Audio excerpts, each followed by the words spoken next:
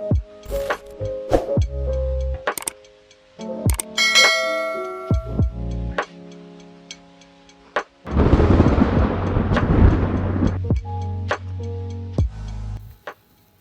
बच्चों, स्वागत है आपका हमारी हिंदी की कक्षा में। तो बच्चों, आज हम हमारी हिंदी की कक्षा में करेंगे 10वीं कक्षा की क्षितिज पुस्तक का काव्यखंड।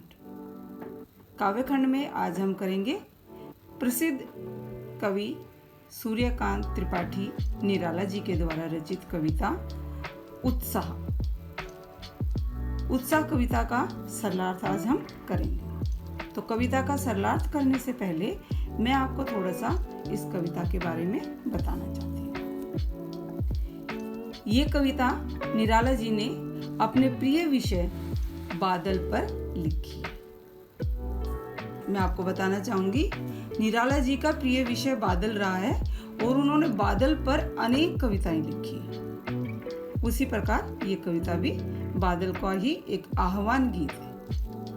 यहाँ कवि ने बादल को एक क्रांतिकारी के रूप में प्रस्तुत किया है कि जिस प्रकार एक क्रांतिकारी समाज को उस पर जो अत्याचार हो रहा है, जो उसकी तकलीफें हैं, समाज में जो कष्ट है, उनसे उनको छुटकारा दिलाता है। इसी प्रकार बादल भी जब पृथ्वी गर्मी से तप रही होती है, पूरी सृष्टि, पेड़ पौधे, पशु पक्षी, मनुष्य सभी गर्मी के कारण परेशान होते हैं, तब बादल ही आकर उन सबको उस भीषण गर्मी से छुटकारा दिलाता है। तो यहाँ पर ये कविता बादल का एक आह्वान गीत है। तो आइए शुरू करते हैं उत्साह कविता का सरलार्थ। बादल गरजो, घेर घेर घोर गगन, धाराधर ओ। जैसे कि मैं आपको पहले बता चुकी हूँ, ये एक आह्वान गीत है। आह्वान अर्थात किसी को आमंत्रित करना, किसी को बुलाना, किसी को पुकारना। तो यहाँ कवि बादल को पुकार रहे हैं। क्या कह रहे हैं? बादल गरजो, कि हे बादल तुम जोर जोर से गरजो। घेर घेर घोर गगन, धाराधर ओ। धाराधर का अर्थ होता है जल की धारा को धारण करने वाला, अर्थात बादल। ये बादल का पर्यायवाची शब्द है। यहाँ पर क्या कह रहे हैं बादल को कि हे बादल तुम इस आसमान को चारों ओर से घेर लो और घोर गर्जना करो। तो यहाँ देखिए, घेर घेर घोर गगन में अनुप्रास अलंकार आ रहा है। घ की बार बार आवृत्ति हो रही है। ललित ललित काले घुंघराले, बाल कल्पना कैसे पाले।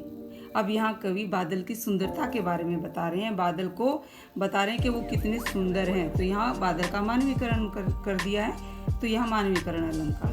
कवि क्या कहते हैं कि हे बादल तुम बच्चों की कल्पना के समान बहुत ही सुंदर और काले घुंघराले बालों के समान दिखाई देते हो। तो यहाँ ललित ललित में पुनरुक्ति प्रकाश अलंकार आ गया और यहाँ उपमा अलंकार आ गया। विद्युत छवि उर्मे कवि नवजीवन वाले।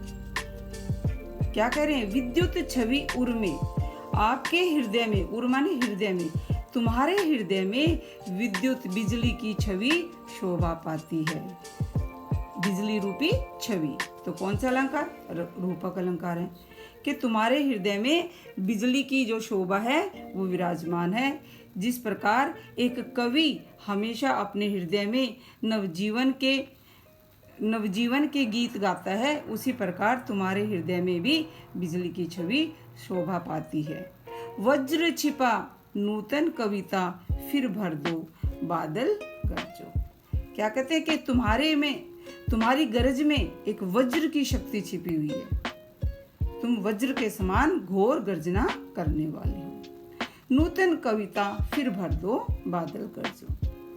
कि जिस प्रकार एक कवि अपनी कविता के माध्यम से सभी के मन में एक नए जीवन की आशा भर देते हैं, उसी प्रकार तुम भी बारिश करके सभी को एक नया जीवन प्रदान कर दो, हे बादल गरजो। क्योंकि बादल बरसते हैं, बारिश करते हैं, तो छोटे छोटे जो पौधे हैं वो अंकुर होते हैं, उनको एक नया जीवन मिलता है। कवि उसी के बारे में बात कर रहे हैं। आगे देखिए, विकल विकल उन्मन थे उन्मन। विश्व के निदाद के सकल जन। कवि क्या कह रहे हैं कि बहुत अधिक गर्मी के कारण पूरी प्रकृति, पशु पक्षी, मनुष्य सभी बहुत ही व्याकुल थे। विकल मैंने व्याकुल। उन्मन थे, उन्मन मैंने अनमने, और उनका कहीं भी मन नहीं लग रहा था। सबका मन गर्मी के कारण उचाट हो रहा था। विश्व के निदाद के सकल जन मतलब सभी, और निदाद भीषण गर्मी, और ये पूरा संसार, इस संसार के सभी लोग इस भीषण गर्मी से परेशान थे। आए अज्ञात दिशा से अनंत के घन, तभी आए अज्ञात दिशा से अनंत के घन, अनंत मैंने आसमान के, तभी आसमान में अज्ञात दिशा से अनेक बादल आए और उन्होंने पूरे आसमान को चारों ओर से घेर लिया। तप्त धरा, फिर कवि क्या करे कि हे बादल, ये धरती इस भीषण गर्मी से जल रही है, अर्थात चारों ओर भीषण गर्मी से हाहाकार मचा हुआ है। इसको अब हम समाज में ये भी कह सकते हैं कि समाज में चारों ओर मुसीबतें ही मुसीबतें हैं, तो क्रांतिकारी उसको छुटकारा दिलाएगा। यहाँ वही बात हो रही है। कवि क्या कह रहे हैं, तप्त धरा जल से फिर शीतल कर दो, कि हे बादल, ये पूरी पृथ्वी इस भीषण गर्मी से जल रही है और अब तुम्हें उसको इस गर्मी से छुटकारा दिला सकते हो। जल से फिर शीतल कर दो, अर्थात तुम अपनी घोर बारिश करके इस पूरी पृथ्वी को जो इस गर्मी से जल रही है उसको शीतल कर दो।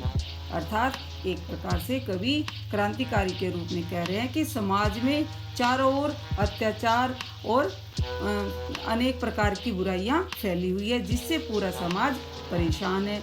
तो क्रांतिकारी ही आकर समाज को उनकी उन समस्याओं से छुटकारा दिला सकते हैं। बादल गरजो, कवि कहता है कि हे बादल, तुम आओ और जोर जोर से गरज कर घोर बारिश करो। तो ये थी निराला जी की उत्साह कविता।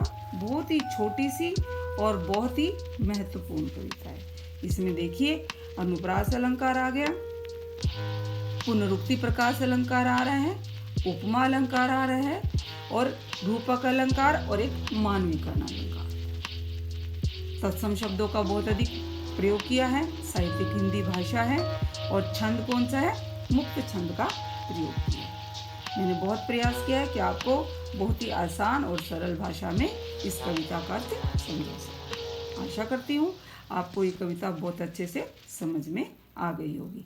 अगर आपको कविता अच्छे से समझ में आई है तो वीडियो को लाइक और कमेंट ज़रूर कीजिए और हमारे हिंदी चैनल को सब्सक्राइब कीजिए। धन्यवाद।